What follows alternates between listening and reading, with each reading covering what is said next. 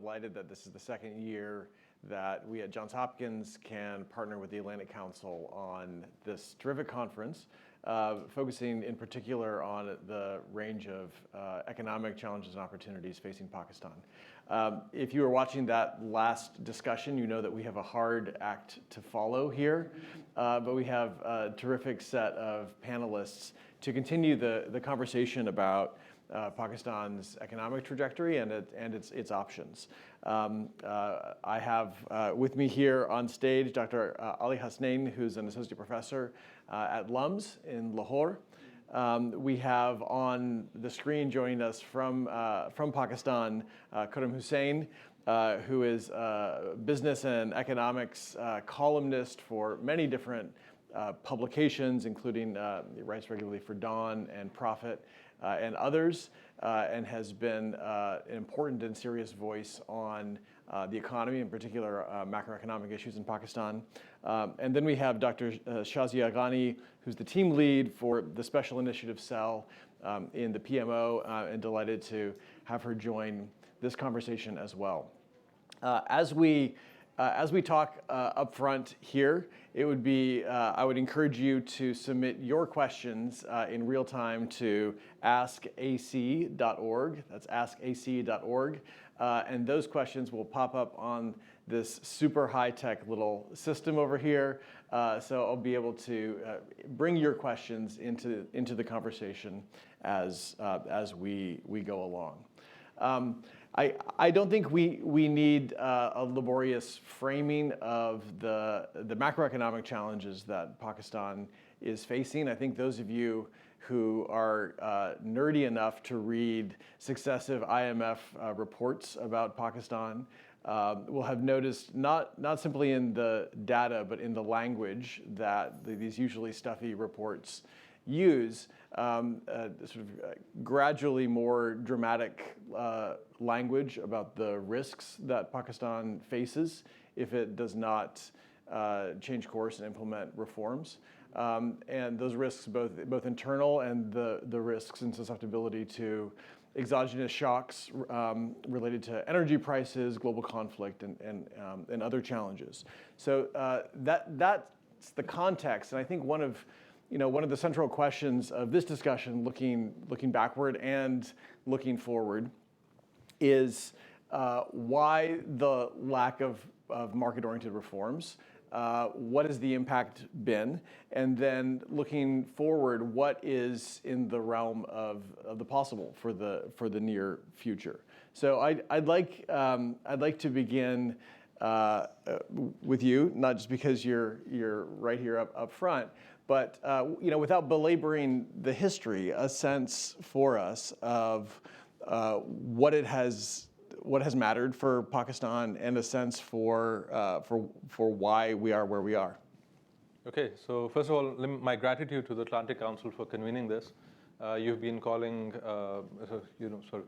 you've been praising Uzair, and he deserves great praise. But it's also sort of the institution that's allowed him to create this wonderful community of scholars and thinkers on the country, and really sort of to engage with the country's future in a very positive way, to think about the win-win potential that's there. So again, my gratitude. To think about why it is that we are here, I think you look at the history of this country, and what you see is there's a real, in some sense, stability in our instability. If you read, as Joshua was saying, documents about Pakistan's, the historic prescriptions that not just the international community has offered, but also Pakistan-based scholars or Pakistan origin scholars. I've got books in my office from the 1980s, and I'm sure others have books that predate that, articulating the prescriptions that will be the conclusion of much of what we have to say here today. There's a wonderful Lee Kuan Yew quote from 1991 in his book, where he spent very little time on Pakistan, but Nawaz Sharif had asked him in 91 to try to articulate what the key problems of Pakistan were. And there were things like the low tax base, the fact that there was a lot of electricity theft, and the conflict with India, the fact that our debt and defense spending had created a lot of rigidity in our budgetary allocations. And these are things that you will read in the columns today. So then the really interesting question becomes, why is it that we're not moving forward? But before we get to that, I think it would be useful for us to think about some of the key market reforms, with your permission, the key market reforms that are necessary but that we haven't really engaged with. I think right now, one of the fundamental issues that we have in the immediate term is articulating a reasonable path to paying back our debt. We owe the world about 90 billion, and Dr. Shazia can speak in much more detail about this. We owe the world roughly 90 billion in the next 3 years, and we are running trade deficits of a very significant magnitude. And to also sort of to contextualize the amount of repayment that has to be done, I think, and again, my colleagues here can give you the numbers better than I can, but I think the amount of money that has flown into Pakistan for the China-Pakistan Economic Corridor, or CPEC, over the last 10 years is something in the region of $36 to $40 billion, right? And we have to pay back 90 billion in the next 3 years. This creates, as was pointed out earlier, repatriation problems for foreign investors. And I think that there's a fundamental misdiagnosis of what the right approach to market reforms is, and how it is that you create not just more efficiency within markets, but also the enabling public sector reforms. So one of the key and consistent policy decisions that has gotten made by Pakistan over the years is a consistently overpriced Pakistani rupee. The year I was born, the Pakistani rupee traded for 8 rupees to the dollar. And in the time since, it's lost about 0.6 or 0.7% of its value every month, which is fine. And the exchange rate is ultimately a price and a way to think about relative allocations. But this insistence on trying to shore up the relative prices of imported versus exported goods at the expense of macro stability has ultimately been very costly. So the irony is that in some sense, trying to keep the exchange rate down, the price of a US dollar low, is one of the causes of why it's become so high. It also has created this, over the years, what's happened is that Pakistani businesses, the Pakistani business elite in particular, has, by virtue of the incentives that they have faced, have been routed into areas which are not sort of export-oriented, very inward-looking businesses. And so when a currency crisis hits, the issue becomes that we lack the ability to earn dollars. We're not a poor economy, and we've not done too badly. One of my favorite statistics about the country in the last 2 decades is that GDP per capita has, in constant dollar terms, has nearly doubled or thereabouts. So the size of the economy is growing, and by virtue of population growth, the total size of the economy is also growing. But an economy of about $360 billion spent all of last year worrying about an IMF program of $7 billion and a tranche of about $1 billion. And so that gives you a sense of how dollar poor we've become. And I'll stop there. Maybe we can engage with some of these issues later. Great. I didn't want to press you on a couple of those things before we go on to our other panelists. One is whether you think that the various decision makers within the Pakistani economic system have learned a temporary lesson or a more decisive lesson about the risks of trying to control the exchange rate for political reasons, for optical reasons. I mean, from a distance, from Washington here, it seems like it was not wildly inadvisable in many ways. And there's now been a change of course. But do you think that that's only because the political incentives for the timing shifted, or that it's deeper? My other question is to follow on some things that Dr. Khwaja said in the last session, which is, we can look at these macro indicators as telling signs that there is trouble within the Pakistani economy itself. But what does it mean from your perspective to focus on productivity and productivity gains? How would you respond to that sort of larger argument that he made about looking for the deeper roots of economic malaise? Okay, sure. So first, unfortunately, I don't think that they've learned even a temporary lesson. And this is, in some sense, it's easy to get cynical, but when you look at the history of the world, most countries spend decades and centuries in an underdeveloped state, and a root cause of that seems to be lack of the ruling class, the inability or the unwillingness of the ruling class to learn these lessons. So it's not something that I want to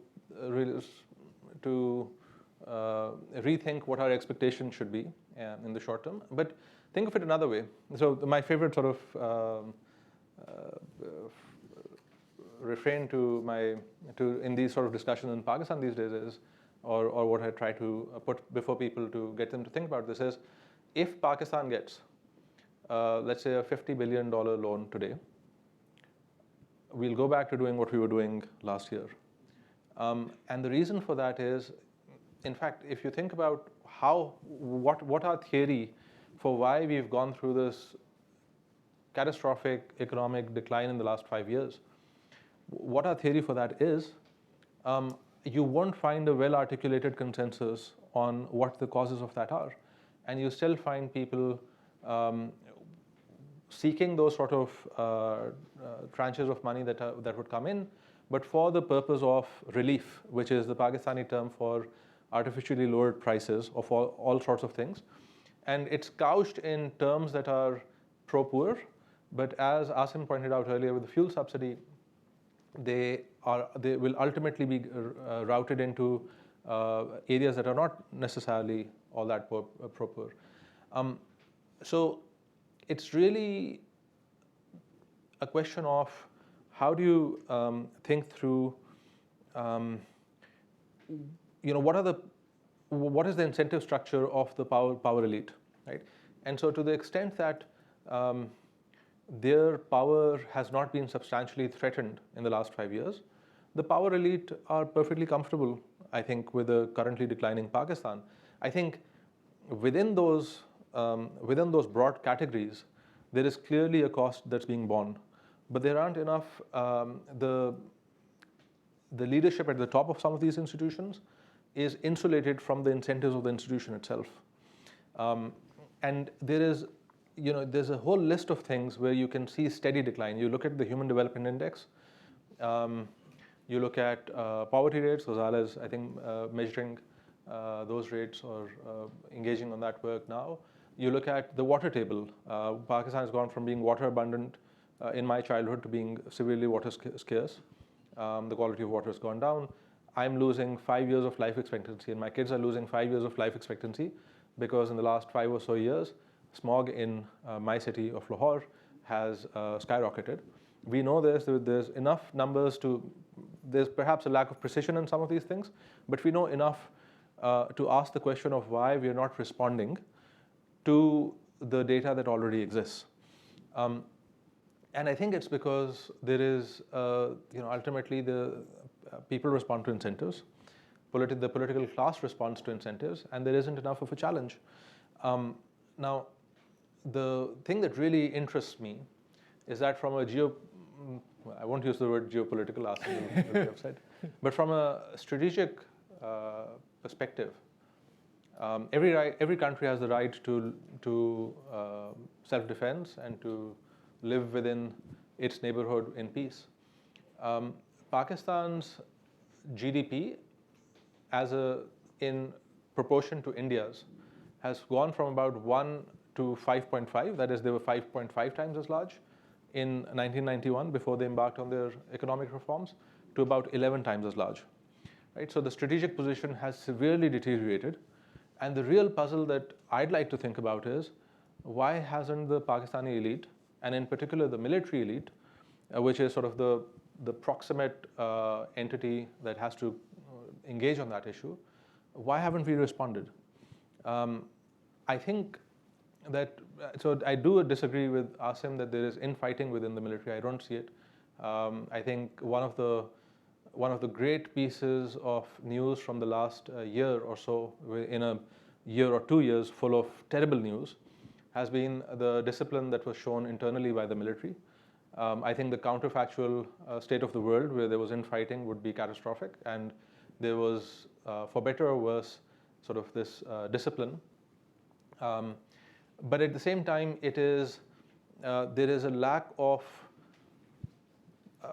forgetting perhaps for a second what's going to happen next, there is this lack of delivery on economic results, right? So the question then is, how do the power elite come together, perhaps not in a formal political bargain or even an informal one, but how do they work within their space to become more than the sum of our parts? Now, the response to this economic crisis has been the setting up of the Special Investment Facilitation Council, or SIFC, which to my mind is just a complete misdiagnosis of what a viable economic future for Pakistan is. I've written on this in newspapers also, because what it does is it says we're not going to fix the pricing, the poor pricing that we have on the external side. We're not going to go through the structural reforms that we need that have been listed for 40 years. But instead, we're going to give monopoly rights or preferential treatment to foreigners willing to give us some money. Because remember, we're dollar poor. And so the solution to being dollar rich or to getting through that dollar poverty is let's create these rent-seeking opportunities. So for private firms that are interested, it might just be that this is a good investment risk to take, but it is an investment risk that is perhaps not necessarily in the interest of the country's productivity future. The other thing about productivity is, we're sitting here in DC. I did my PhD at George Mason, just 30 minutes away.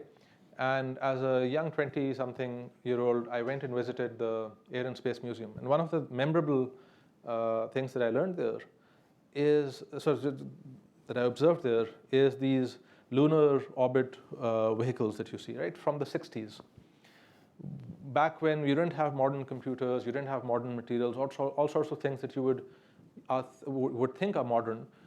The US in the 60s was clearly centuries more developed than Pakistan today. And I think the essential difference is the ability of a state to cohere large investment projects that create sort of positive externalities, if you will. So the fact that you had a scientific base, the fact that you had large industries that are able to get materials together is much more essential than jumping on the latest technology trend.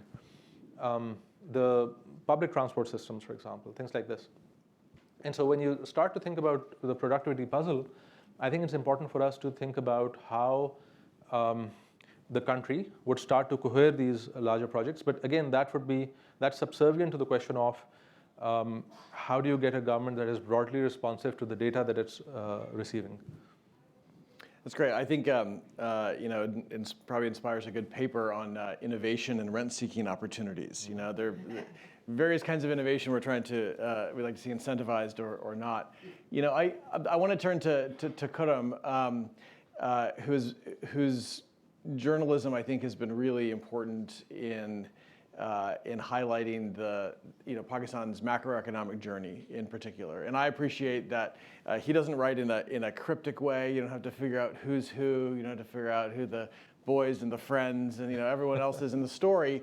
It's pretty obvious who the actors are and the decisions that they're making. And so, I'd like your answer to that to that sort of framing question of how we got to where we are today. But I want to press you with some specificity on a few issues that you have written about and identified over and over, things that are relatively commonly accepted policy interventions that haven't happened. You know, one is dealing with the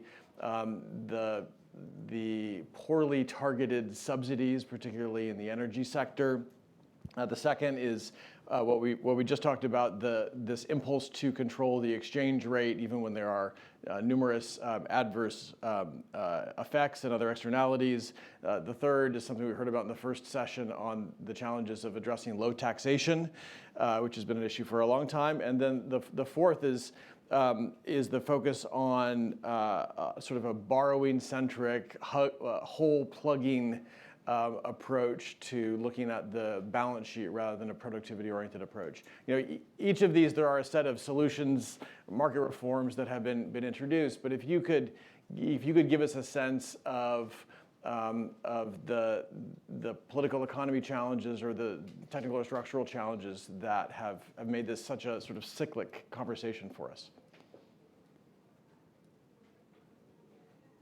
Hold on, I think we're waiting for your audio. Just stand by for a second.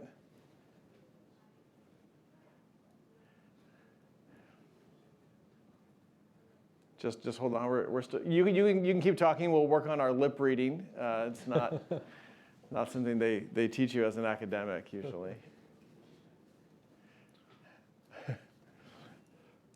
Hold on. Maybe we can check. Shazia, can we hear you? You say something? No, I think we're waiting on both of them. Okay, just give us a moment, and if we can't get them up, I'll be lobbing another question at you. Oh, absolutely. It's the great thing about having someone in the audience. Okay, we are still waiting. Give us a moment.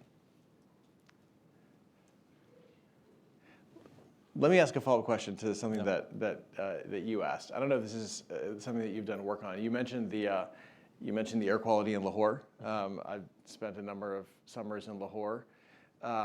This is an issue where, to what Dr. Quad just said, the last panel, the metrics are not macroeconomic aggregates like GDP. The metrics are air quality indicator. The metrics are things that people can feel every day when they go outside.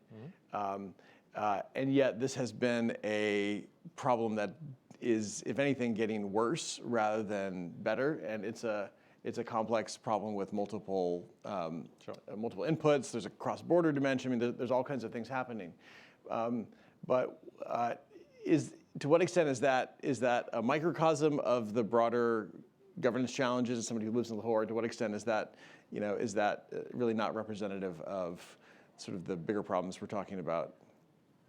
So when we say bigger problems, we're talking about problems that have to be solved by perhaps a bureaucracy that is operating at a similar scale, mm-hmm. But located elsewhere, and that has more implications. But so in some sense, the fact that the general decline of bureaucratic capacity might have something to do with it.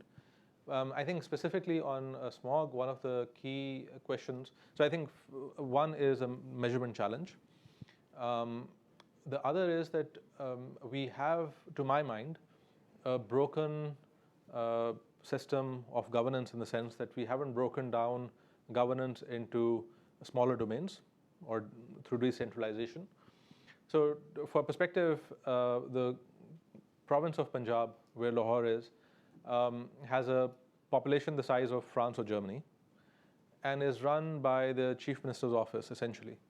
Right? And so there's a big disconnect between problems on the ground and this one central point, but also sort of the incentives of the chief minister to solve problems like that are, let's call it, tangential to the core political interest that he has. It's not like you have a mayor whose job it would be to win an election on the basis of delivering tangible benefits to a small group of people. And this also connects back to the larger issue of the macroeconomic instability, because we have part of our current problem is that in the last 15 or so years, the amount of fiscal deficit that we're running has ramped up by about 50% to about 6% or so. And, or I think it's more than that now. But that ramp up is blamed by most on the 18th Amendment that happened in 2008, which was this decentralization process where the power to decide on many services was devolved to the provinces. But there was that devolution, which is really healthy, wasn't completed in the sense that the provinces did not have were not given, let's say, the responsibility of raising the revenue for it. I'm a big fan of and often cite the work of the author Yunyun Ang, who writes on China's development. And one of the arguments that she's made, and others also, about one of the key reforms that China made after 77 was that they, for at least a few years, really devolved expenditures down to much below the provincial level. So let's think of 100th the size of a province is the scale at which decisions were being made on how to raise taxes and how to expend that money. And what that did in economics terms was it made those sub-provincial decision makers residual claimants, or the buck stopped with them. And so it made them A, focus on the smaller problems, and B, it meant that actions that they took would circle back into benefits for them. Whereas in Punjab today and in the rest of Pakistan, if tehsil, which is a sub-provincial, so the sub-provincial unit is the district, below this district is the tehsil, so about 100th the size of a province, let's say. In a tehsil, if a fresh bureaucrat, an assistant commissioner, takes a decision to clean the roads, for example, that does very little for his career or her career prospects. And as Asim pointed out, these are very smart kids that are inducted in. But then their incentives get de-linked. So there are all sorts of stories of people going home at 1 p.m. or coming in at 11 a.m. and then going home at 1 p.m. I did a study about a decade ago in Punjab where we surveyed attendance across public clinics, and the attendance rate for an office that I think officially worked from 9 a.m. to 2 p.m. or so was 50%. On an average day. That's worse than academics. I mean, really, absolutely. Yeah. Absolutely. And that's saying something. Yeah, no, absolutely. And I think part of why is that the local politician who's going to win the provincial assembly ticket from that area is not going to win it, or is not even held responsible for, isn't directly in the managerial process of hiring and firing those doctors. So I was once long time back, I went to visit a secretary of I think it was the livestock department. Secretary is the principal bureaucrat for that province. So this is the guy who is responsible for all bureaucratic decisions on livestock in the province of Punjab. And in his office was sitting a senator and an MNA who, and so he was late for my meeting. He invited me and I was sitting in the back of the room. And his meeting with them was over the fact that the local doctor there had fired a gatekeeper in the village from which they belonged. And so these national leaders were sitting with the provincial head of that organization to talk about something that small. That gives you a sense of how broken it's not, I don't blame the senator or the MNA. I blame the structure that doesn't align their incentives, where they don't have a path to winning office again by holding that gatekeeper responsible. But one thing I would say is that when we engage with any country, especially an underdeveloped country, things are broken in underdeveloped countries in all sorts of ways. And we as sort of observers or analysts have to also think of a gradation of what are the crises that we want to worry about today, and what are the crises that we'd love to see action on, but we're not going to reach developed country status on in the next 5-7 years. All of South Asia has this small problem. It has to do in part with geography, about the Himalayas sort of creating this airlock. So this is a regional problem. And yet within South Asia, we're doing worse than India and Bangladesh in particular. So I think there's, in some sense, if you engage in all problems, and this is a problem that I've seen in development spending. So I was involved many years ago in writing up a development plan for Punjab, and the ultimate draft that was approved read like a wish list, a laundry list of wishes actually, right? So we're going to improve livestock and health and female labor force participation and roads and defense and all of, well, not defense, but everything else, right? Because, so I'm talking provincial subjects. And so this core economic idea of opportunity cost, of trade-offs that you have to make, wasn't being made because ultimately these growth plans are optics. They're not plans that are being adopted with energy by political parties, because I feel that political parties don't see this as an instrument by which they're going to attain power. And so that's a critical question for us to figure out is, can we realign political incentives to ensure that we have generally better behavior over time? That's great. You know, I'm not an expert in the Chinese political economy or bureaucratic functioning, but I know there's been some very interesting work on how the Chinese leadership has shaped incentives at the provincial and sub-provincial levels, both to deal with accumulating environmental impacts, right, to change the promotion incentives, and then also in some perverse ways, you know, you see incredible housing bubbles in Chinese cities because of the incentive structure. And I think for better and for worse, an indication of how governments can shape those bureaucratic incentives. I am told that we can now see our handsome, beautiful panelists and also hear them. Can we try, Khurram, can you try saying something profound? Check 1, 2. Can you hear me? There we go. There we go. Excellent. Just to re-cue my question, you know, particular insight on sort of these 4 areas where there's been a wealth of analysis on what the Pakistani government could and should do, but very little movement to sort of touch those as you walk us through the landscape. Okay, Josh, it's important to recall that at the critical moment when much of this thinking was supposed to actually come together and be applied in the form of active policy measures and reforms, in those very critical years, Pakistan was undergoing a transition from military to civilian rule, from dictatorship to democracy. I'm talking about broadly the decade 1985 to 1995. Right? These are the years in which a globalized world was being born. These are the years in which the USSR sort of collapsed and then embarked upon its IMF-led opening up strategy. These are the years in which China's opening up really began to mature. The same years in which India emerged with its reforms and everything. I mean, these were the most critical years for any country to navigate its entry into a world of globalized capital flows. And at that very moment, Pakistan happened to be in the midst of a very, very protracted and a difficult transition from dictatorship to democracy that basically held the country's decision-making hostage to its own prerogatives.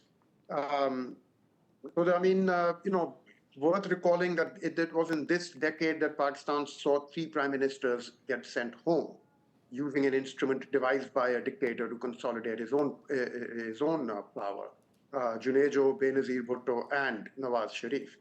And I think the combined energies of the civilian rulers of the country, those who wielded executive power, those who were supposed to steward and help chart the course into the new world that was opening up in those years, all the energies were consumed in trying to basically navigate or manage first the dictator's ambitions to remain in power in the form of General Zia.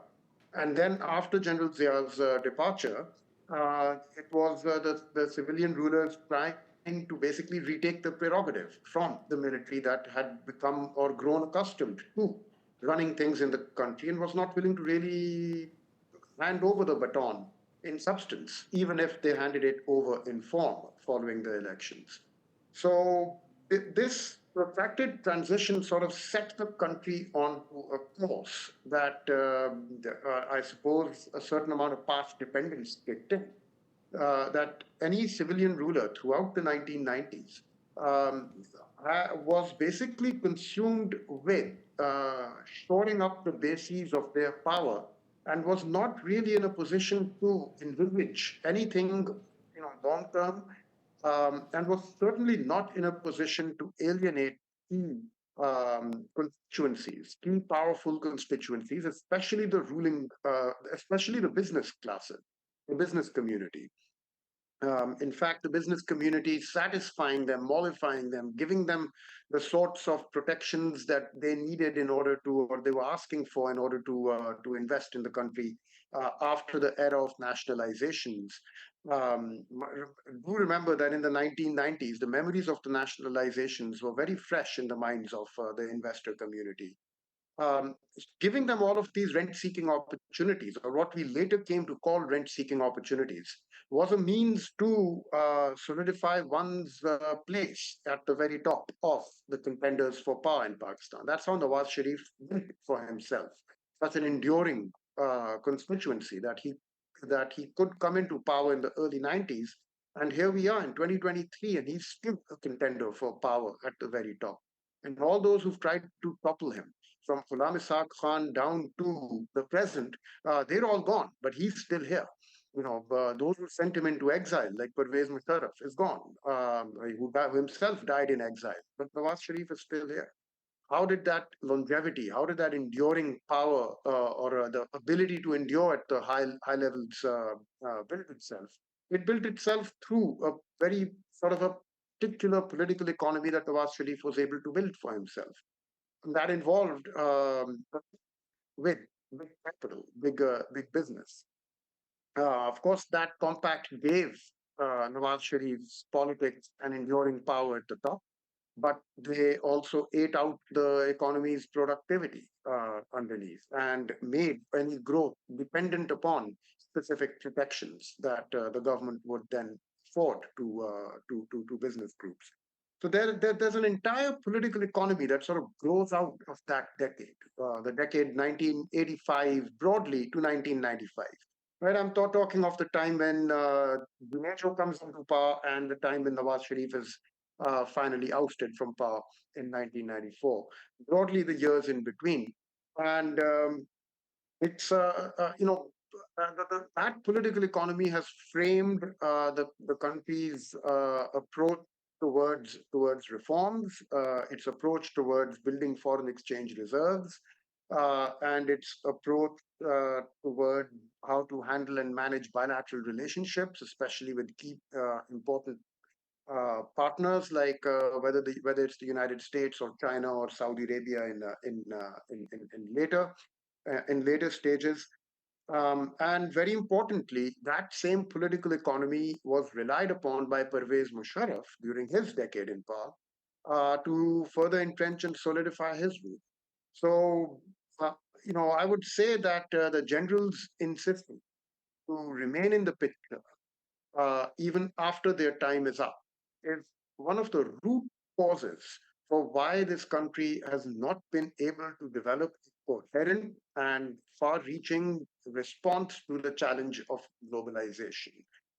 Because that insistence on the part of the generals, that ambition on the part of the generals to continue calling the shots even after their time is up, um, it has sapped the political space of all its vitality. It has forced major political players to fall back onto strategies of survival rather than envisioning strategies of change and innovation. It has forged alliances that are not in the best interests of the long-term economic interests of the country, but that are necessary for the sake of political survival.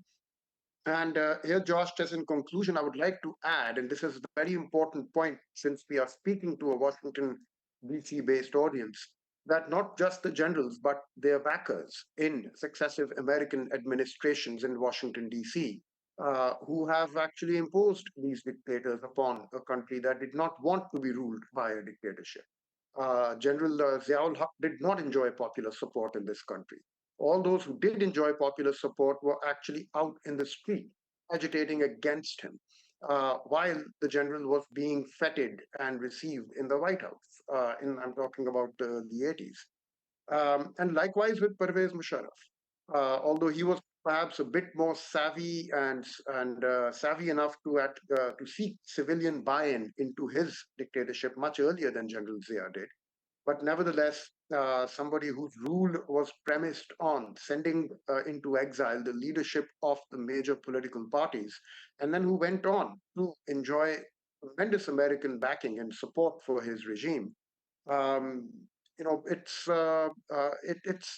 this nexus between the generals and their backers in American administrations that has weighed upon this country and distorted its ability to meet the challenges of globalization from the very beginnings down to our time. I think I hear your point about the historical path dependencies, about the regulatory capture and capture by industries and elites. But I do want to follow by pushing back a little bit and pressing you on this point. I mean, every country has some of this kind of capture, right?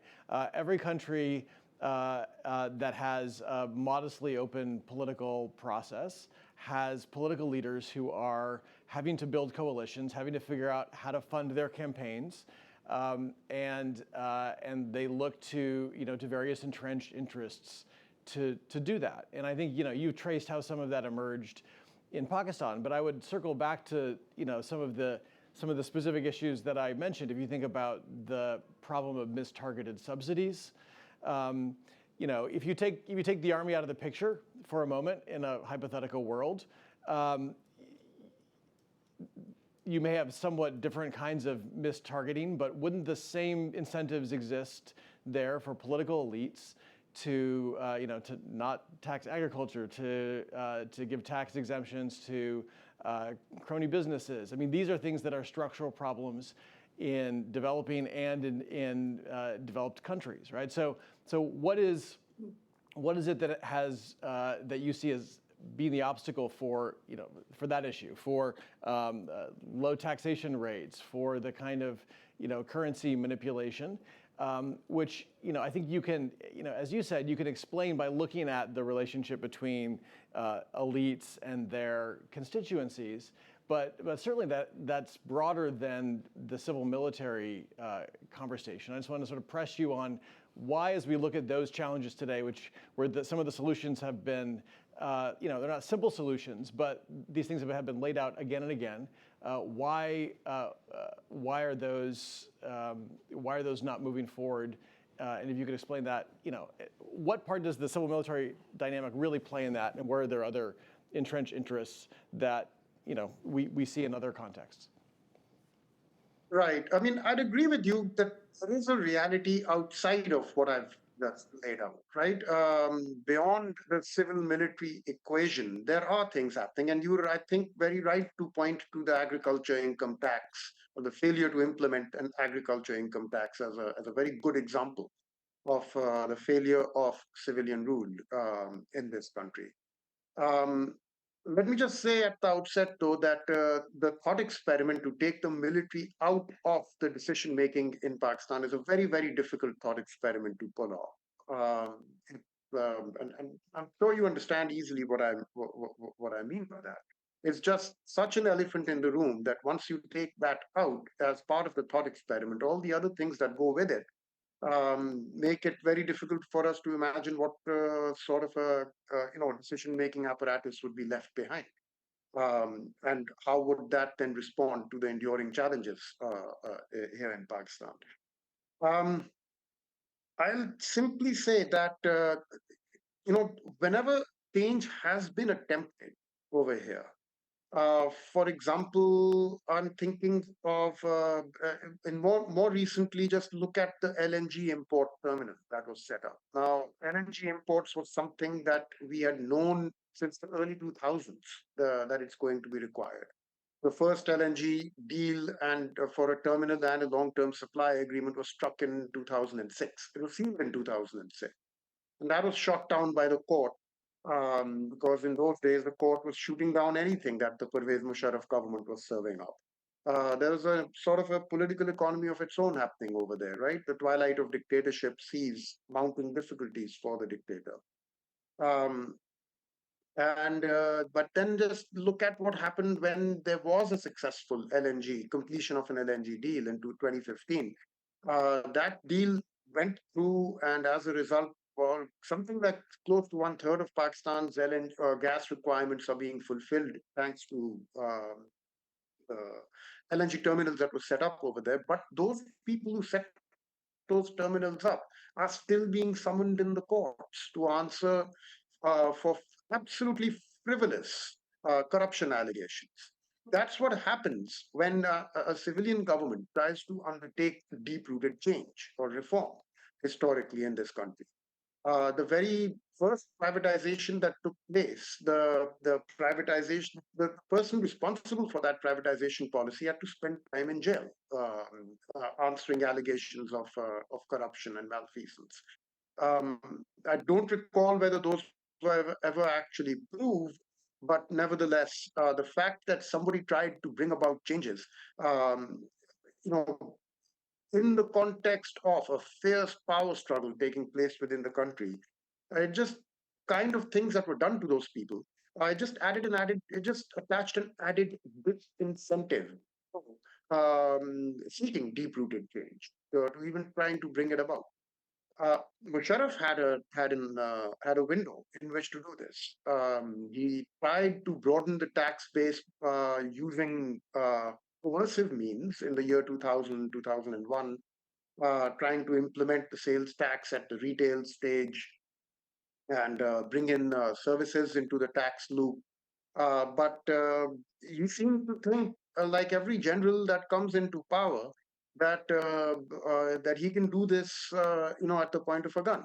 That using coercive means, which is the only tool at his disposal as a dictator, he can document the economy, and we've seen this time and time again. Every general comes in thinking that they can order prices to fall.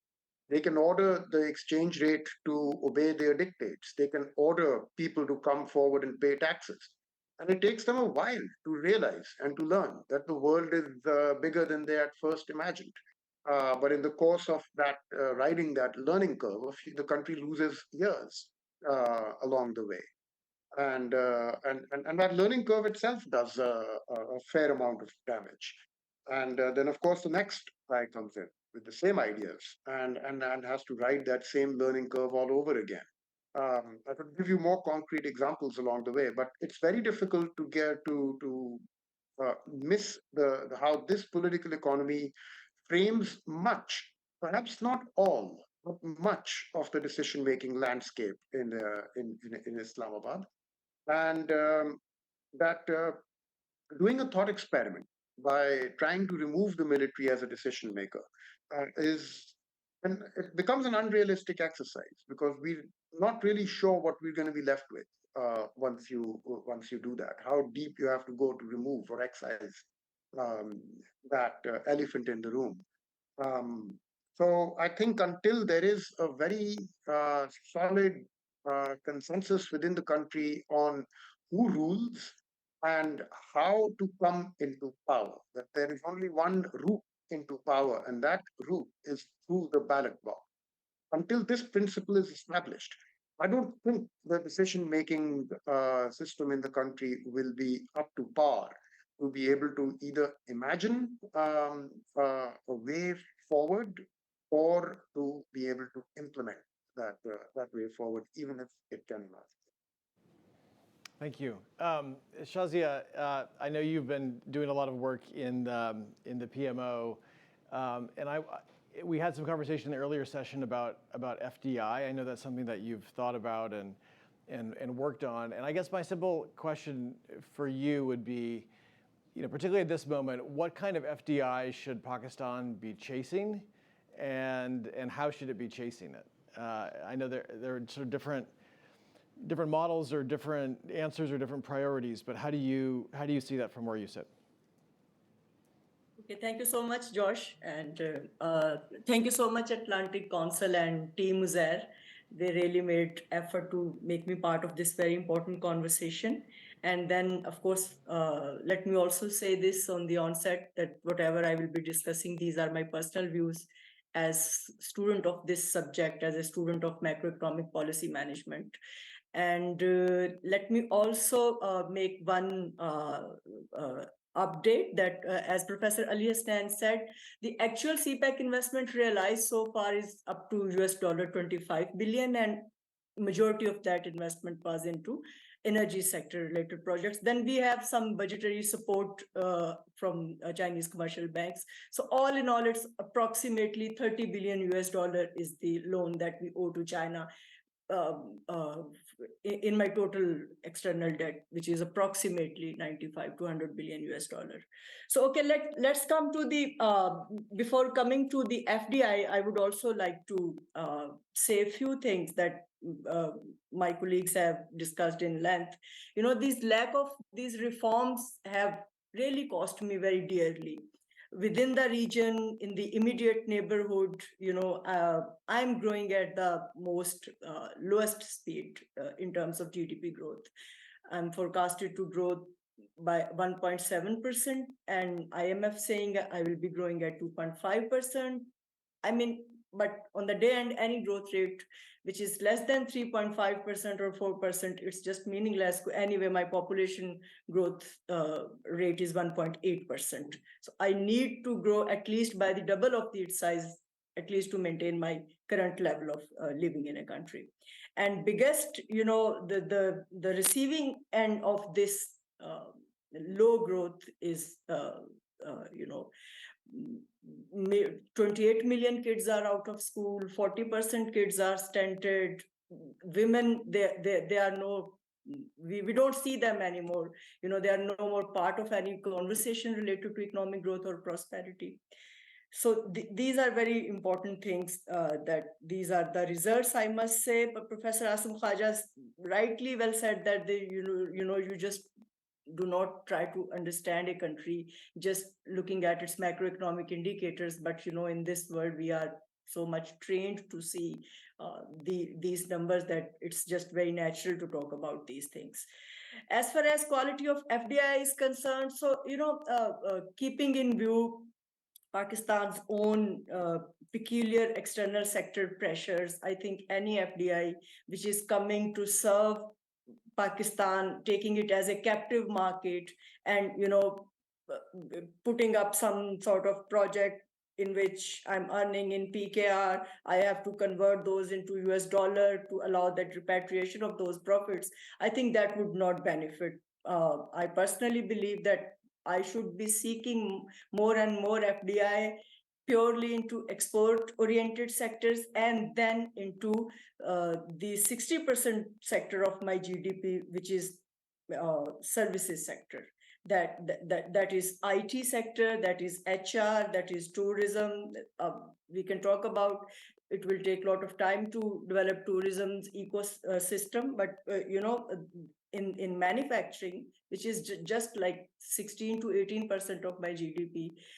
Plus, I think over the years, Khurram has rightly talked about that we were unable to get the full benefit of financial globalization and the globalization of capital and labor when those things happened. Actually, we were not ready at that time, I think.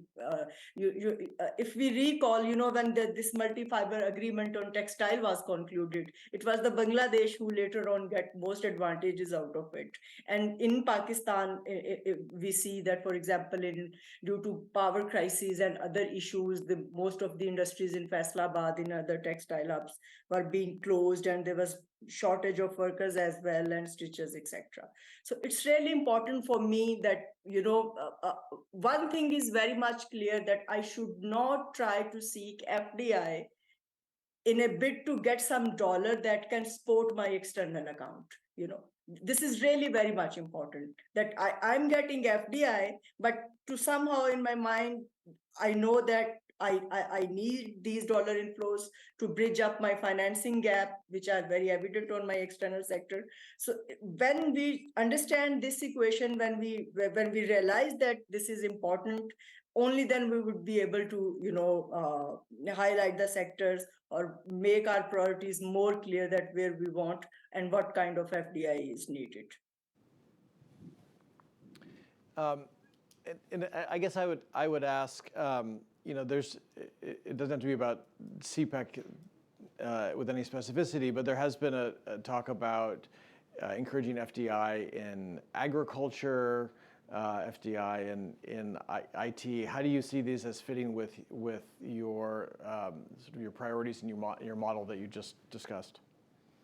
Okay, so it was in the second phase of CPEC, the new sectors were introduced. It was agriculture, it was IT sector, it was tourism, and a couple of more sectors as well. But I think the discussions on those sectors are at very initial level.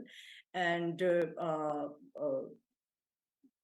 I cannot share any specific numbers that I might be expecting, but currently the government is collectively focusing more on to having some FDI inflows from the GCC countries that Khurram and even Hasanain has also discussed earlier. And that's why, this Investment Facilitation Council was also created, just to remove those bottlenecks. And but of course, this is also important that without having, removing the wider structural issues in the economy, just by creating some ease of doing business, it would not be possible for me to attract large sums of FDI. Ease of doing business is really important, not just for international investor, but rather for the domestic investors also. So an investor has to go to like 80 to 90 different organizations and offices to get his NOCs, to get his, permissions, to have electricity connection, to have water connection, to have this and to have that. So this is really important that, a one-stop shop type services provided to the investor, that whenever they land into Islamabad or they come to Pakistan, they should be knowing where they are going to, what should be their first place of visit, where they can get all these facilities. But of course, the points highlighted by Khurram and Hasanain earlier, they are very important, that until or unless wider structural issues are dealt, it would not be very easy to attract large sums of FDI in the short term. And Khurram, if I could, we really need, for example, currently my public sector is quite large as compared to my fiscal position. So this is really important, that we should be focusing on privatizing some entities like PIA, like Pakistan Steel Mills and some others. And unfortunately, for a government, for them, the political cycle is much more important. So, we see that when in one time, the gentleman who is doing privatization of Pakistan Steel Mill or PIA, they are, advocating the case for its privatization. But once they are in the opposition, they are talking the other way around. So this has really, I think, dented a lot Pakistan's reform, overall reform experience. We unfortunately have been unable to develop some broader national consensus that, okay, what kind of things we need in the public sector and where we should, allow the private sector to come in and do all the things like they're doing in other parts of the world. Thanks. If I could follow up on that, looking forward, particularly to Ali and to Khurram on this, what is a realistic best case next 3, 6, and 9 months look like on some of these fronts? Privatization, using the new facilitation council for better or for ill to shape some of the incentive structures. Given the uncertain and sort of short political timetable that we have before January, if indeed that is on a change moment, what could this reasonably look like? Not a best case, but a sort of realistic case of making some progress on one or two of these issues. So we are in November, January is already there. I do not think so we can do any economic miracle just in 2 months, but on a bit medium to longer term, I think it's really important that whosoever come into power after the elections, that the good economic policies, or at least which have been largely agreed by the policymakers and the leadership, they should be following them. For example, privatization should be the priority, and all the state-owned enterprises which have been listed for the active privatization, they should be followed diligently, and I think they should not be looking back onto that. And another good thing is that recently government of Pakistan has passed on increases in the electricity, in gas sector, and in petroleum prices also. I think this should be whosoever come in power, this practice should be followed, instead of giving unbudgeted subsidies, which later on create much bigger impact on my fiscal sustainability, and then make it even difficult to fulfill the conditions to have an IMF review also. And Professor Asim Khaja in morning, did great discussion about targeted subsidies. I think so many analysts and policymakers and even journalists, even Khurram Husain, they have highlighted in their talks so many times that the government should devise some mechanism to give more targeted subsidies. And now we have database of BISP program also that can be used, and these subsidies should be targeted. Only then these would be sustainable also.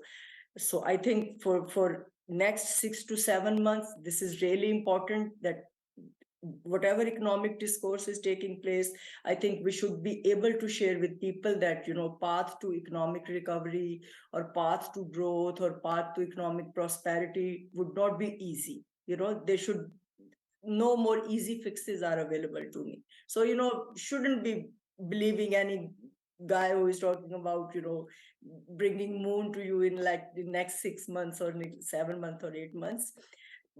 We have seen in our neighborhood also, and in a wider region, that countries who are growing now, at some point of time, they have been into economic difficulties. But whatever path they took, that was long, but that was sustainable. We have to follow the same path. Khurram, on that question, 3, 6, 9 months. Look, over the next 6 to 9 months, I think if they hold the elections and if they successfully complete the standby arrangement, that'll be enough for now.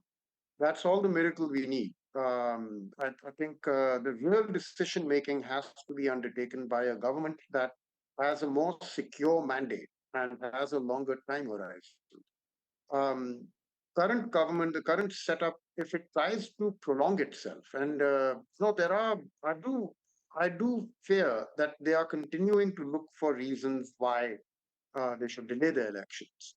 And I'm still not convinced that end January it will happen.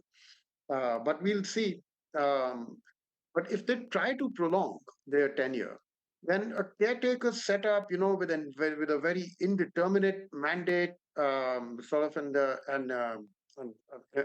embattled legitimacy, and a cabinet that's basically just a bunch of, if I may say so, just a bunch of guys who've just been brought together.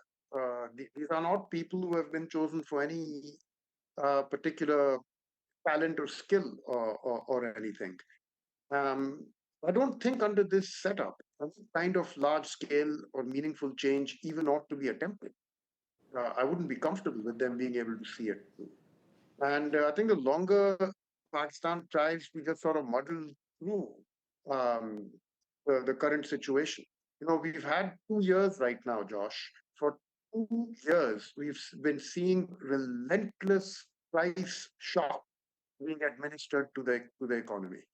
So in no particular order of importance or in no particular sequence, we've had the withdrawal of fuel subsidies, we've had the withdrawal of power subsidies, we've had a long-running devaluation that really picked up pace over the past like 18 months or so.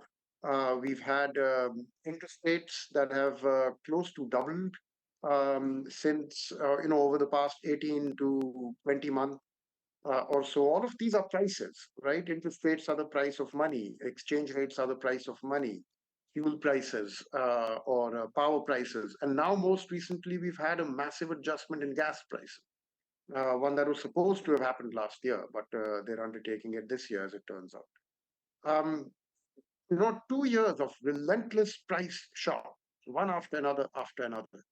If we remain in an indeterminate setup, if we remain in a setup where we've got an interim government, we've got the generals sort of trying to run the scene or trying to run the show from behind the scene, but trying to, pull the strings here and there without coming to the fore, um, resting all their hopes on the Special Investment Facilitation Council, thinking that there are $25 billion there for the taking.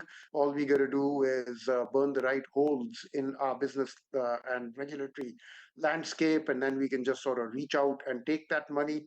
That's actually not the case, right? There's a learning curve to be ridden there, and the generals are going to have to ride that learning curve to realize that what looks like $25 billion to them right now isn't really $25 billion as such. But we're going to have to wait till that realization sets in. The longer they put off all this, and the longer we remain under this indeterminate setup, facing mirages like the 25 billion about to come in under the SIFC, the more damage it's going to do. And I think the longer this relentless series of price shock is going to continue being administered to us. We need to get out of this situation. And the way out is very simple. Hold an elections, get a proper government in with the proper mandate and proper legitimacy in place, and at the same time, complete the standby arrangement with the IMF to lay the groundwork for the subsequent, more long-term extended fund facility that everybody knows has to be signed very soon. I think that would be enough for the forthcoming 6 to 9 months. Rosh? It's a decisive vote of no confidence for the just a group of guys economic management strategy. I've picked up a number of the questions that have come on here, but one more I'd like to address to Ali or Shazia in closing. A couple of really good questions about how to protect the most vulnerable in Pakistan during any of these kinds of reforms, reforms to subsidies, reforms to taxation. One question in particular about noting that often these reforms are designed to protect the most vulnerable but fall disproportionately on the middle or working classes. Any thoughts about that, recognizing that the way and the timing in which these roll out is uncertain? I think in some sense we've got a menu of choices that we make, in which many of the subsidies we give, as you pointed out, are not directed to the poor.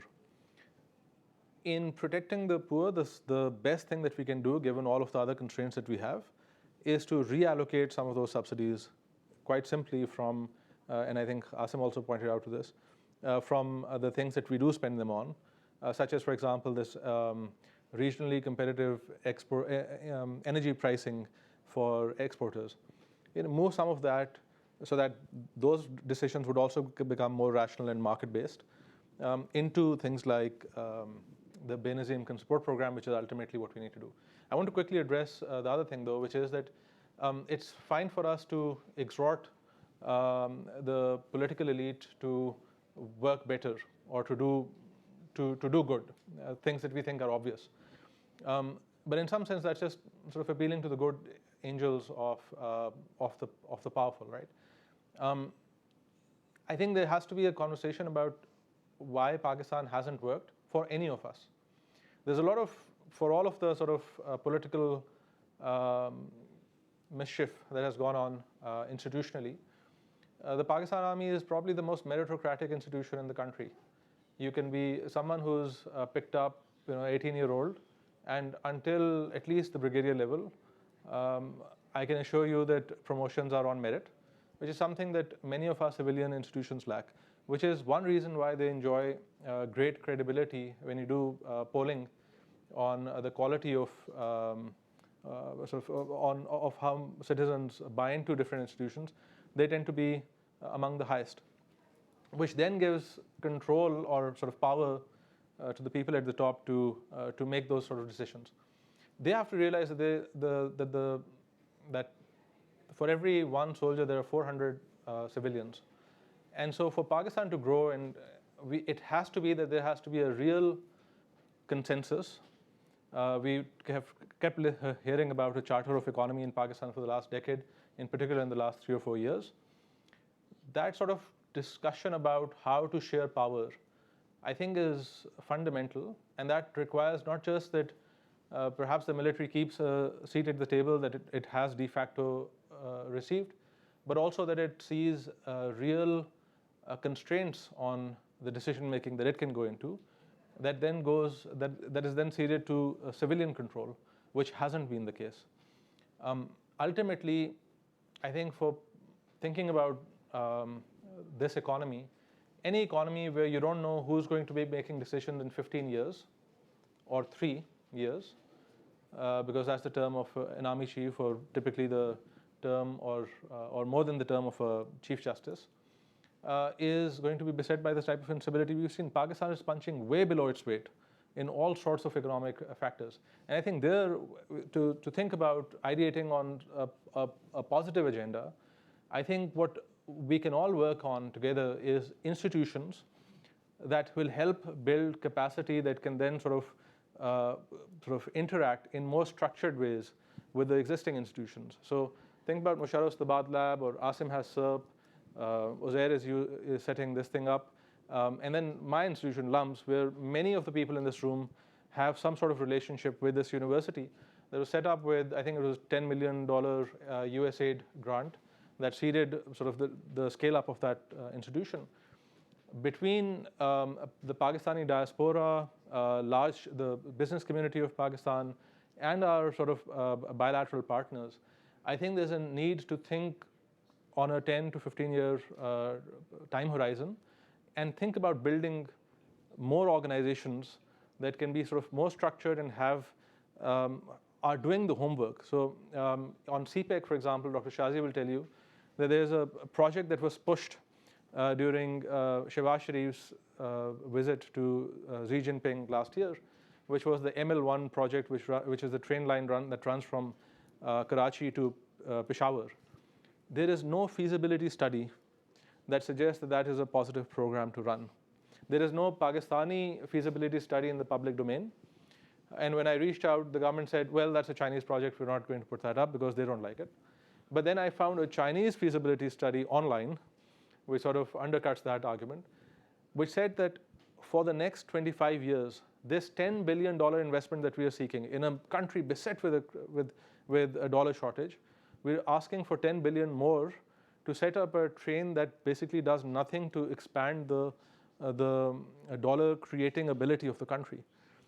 And so we need to have institutions that are doing that systematic work, are bringing them to the people and building up a sort of broader and more informed public. And eventually, I think that's the route to fixing some of these problems. On that note, both discouraging and uplifting, I'd like to thank our panelists for a great discussion. Thank you for our panelists. I am looking forward to seeing all of you tomorrow at Johns Hopkins' new home in Washington. It's not the loved-in, lived-in, dingy old buildings we used to have. It's a brand new building, 555 Pennsylvania Avenue. This will be the first major Pakistan event we've had in that. in that new building, and we're looking forward to having day 2 of this event in partnership with the Atlantic Council and SAIS there tomorrow. With that, I am queued to release you to lunch, and lunch is served just outside. So thank you all.